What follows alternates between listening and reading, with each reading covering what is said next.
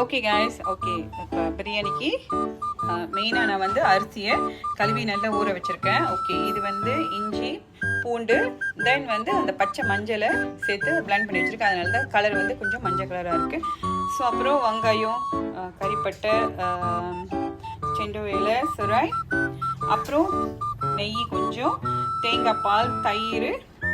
ஓகேவா? ஸோ இதுதான் வந்து இந்த பிரியாணி மேகியோட பிரியாணி பேஸ்ட்டு. இதில் எல்லாமே மிக்ஸ் பண்ணியிருக்கோம். ஸோ அதை நான் ஒரு பேக்கெட் வந்து ஆல்ரெடி நான் கட் பண்ணி அதில் போட்டு வச்சுருக்கேன். இல்லைனா இதுலேருந்து எடுக்க ரொம்ப கஷ்டமாக இருக்கும். ஓகேவா? வாங்க இப்போ எப்படி செய்யலான்னு பார்க்கலாம். ஓகே, கொஞ்சம் நெய்,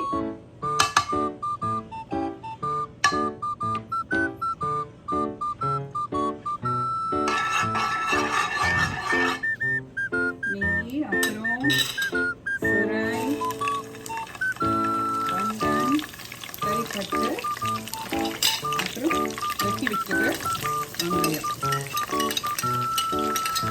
ஓகே, ஃபர்ஸ்ட் நம்ம இது எல்லாத்தையும் கொஞ்சம் கலர் மாறுற வரைக்கும் செய்யணும். ஓகே, இப்போ இது கொஞ்சம் கலர் மாறியாச்சு. ஸோ இப்போ கொஞ்சம் இஞ்சி பூண்டு பேஸ்ட்டு.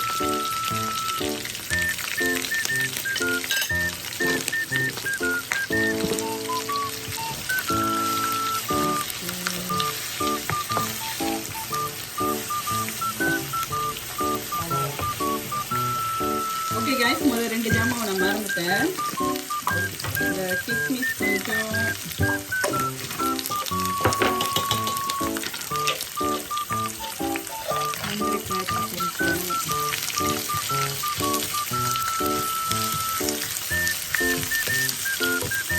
அப்புறம் மேகி பேஸ்ட்டு, பிரியாணி மேகியோட பிரியாணி பேஸ்ட்.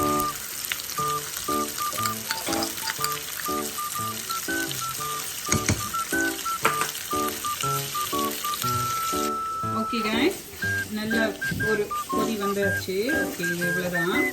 ஓகே ஓகே, இப்போ இதை எடுத்து நம்ம அரிசி கழுவி வச்சுருக்கிற இந்த இதையும் எல்லாம் மிக்ஸ் பண்ணணும்.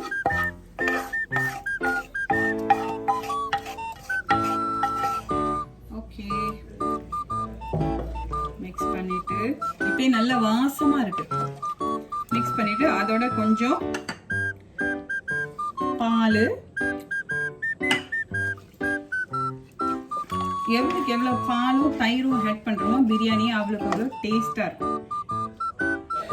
தயிர் இல்லாமல் பிரியாணி வந்து என்றைக்குமே டேஸ்ட்டாக இருக்காது. ஓகே, நீங்கள் கண்டிப்பாக பிரியாணி செஞ்சால் அதில் தயிரை ஆட் பண்ணி தான் ஆகணும்.